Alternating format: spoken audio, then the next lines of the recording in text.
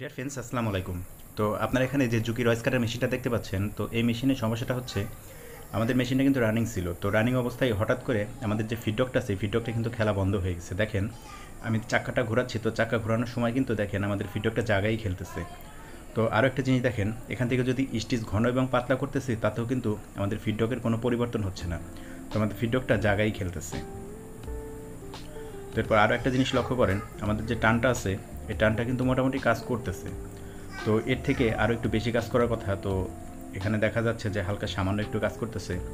তো এই ধরনের সমস্যা হলে আপনারা কীভাবে শর্টকাটে সমাধান করবেন সেটাই আজকে আপনাদেরকে দেখাবো। তো আরও একটা কথা বলবো, এই চ্যানেলে যদি আপনি নতুন সদস্য হন তাহলে অবশ্যই কিন্তু চ্যানেলটিকে সাবস্ক্রাইব করে পাশে থাকা বেল বাটনটি বাজিয়ে অল নোটিফিকেশনটাকে চালু করে রাখবেন এই ধরনের নতুন নতুন ভিডিও সবার আগে পাওয়ার জন্য। এই সমস্যাটা সমাধানের জন্য প্রথমে আমরা কাভারটাকে খুলে নেব। তো কাভারটা খোলার পরে এখানে দেখতে পাচ্ছেন আপনারা 3 মিলি এলএনকির যে স্ক্রুগুলা, এখানে 2টা আর এখানে 2টা, আর ভেতরে নিচের দিকে দেখেন আরও 2টা। তো এই 6টা স্ক্রু, কোনো একটা স্ক্রু লুজ আছে কি না অবশ্যই আপনারা সেটা চেক করে নেবেন।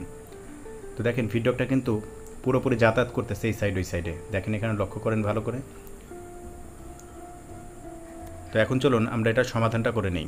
তো এরপরে কী করতে হবে, আমাদের যে নিচে যে টাঙ্কিটা আছে অবশ্যই সেই টাঙ্কিটাকে খুলতে হবে। তো আমরা খুলে দেখব আসলে সমস্যাটা কোথায় হয়েছে।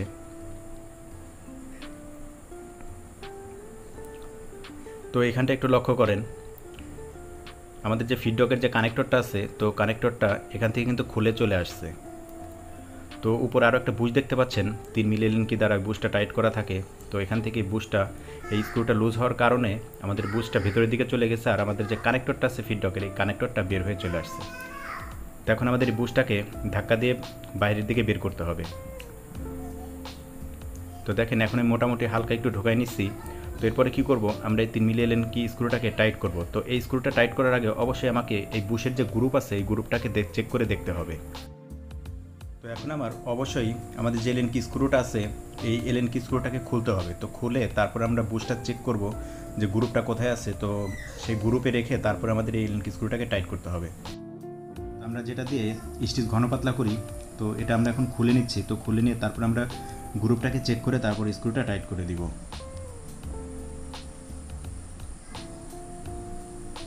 তো দেখেন এই গ্রুপটা চেক করার জন্য অবশ্যই আমরা 3 মিলি এলএনকি স্ক্রুটাকে খুলে নেব একেবারে। তো খুলে নেওয়ার পরেই আমরা আগে গ্রুপটা চেক দিব, গ্রুপটা এই স্ক্রু বরাবর এনে তারপরে আমরা স্ক্রুটাকে টাইট করে দিব। তো ভিডিওটা ভালো লাগলে অবশ্যই আপনারা একটা লাইক করে দিবেন, আর কোথাও বুঝতে সমস্যা হলে সেটা অবশ্যই কমেন্ট বক্সে জানাতে ভুলবেন না। আর চ্যানেলে যদি আপনি নতুন সদস্য হন তাহলে অবশ্যই চ্যানেলটিকে সাবস্ক্রাইব করে পাশে থাকবেন। তো এখানে দেখেন এই যে আমরা গ্রুপে মিলাই নিছি। তো এখন আমরা স্ক্রুটাকে লাগিয়ে দিব, তারপরে আপনাদেরকে মেশিনটাকে চালিয়ে দেখিয়ে দিচ্ছি।